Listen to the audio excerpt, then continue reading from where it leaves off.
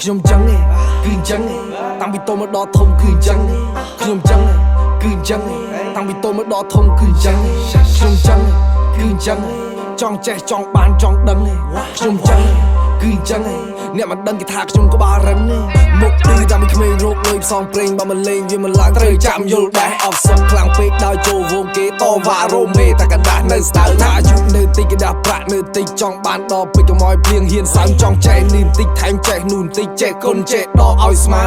សួរតែហ៊ានដល់ណាវាយយកមេចូលខ្លាំងពុនណាវាយបិទភ្នែកប្រយ័ត្នដាច់សងខាងដូរចាំដៃហើយចូលដល់ណាដល់ឋានប្រែមិនហ៊ានផ្សងបោះកាប់មិនងាយឲ្យគេចាក់ព្រោះផ្លូវមានកិច្ចមានគ្រប់ជាន់ថ្នាក់ប្រាប់ថាគុំអាងចេះគូមុនសាងគុំឲ្យនៅសល់ហើយធ្វើគុំស្មានខ្ញុំចឹងឯងគឺចឹងឯងតាំងពីតូចមកដល់ធំគឺចឹងខ្ញុំចឹងឯងគឺចឹងឯងតាំងពីតូចមកដល់ធំគឺចឹងខ្ញុំចឹងគឺចឹងចង់ចេះចង់បានចង់ដឹងខ្ញុំចឹងគឺចឹងអ្នកមិនដឹងគេថាខ្ញុំក្បាលរឹងមុខគឺតាំងពីក្មេងមុខសើលេលើដូចប្រែតអីណែពួកម៉ាក់អ្នកលេងចាប់ដៃតវ៉ាពួកផ្សេងពុកម៉ែនៅស្រែជូនលុយដល់គាត់គ្រប់ខែពិភពលោកពិបាកដែរមនុស្សអាក្រក់អ្នកមិនអាចខ្វះទេ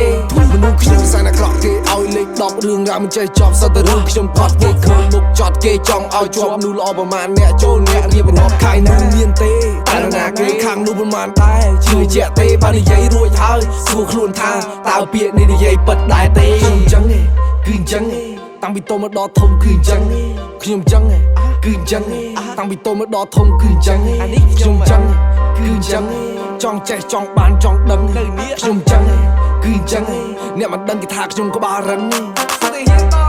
វាយយកមេចុះខ្លាំងពុនណាវាយបិទភ្នែកដាច់សងខាងដូរចាំងដៃហើយចូលដល់ណាដល់ឋានប្រែ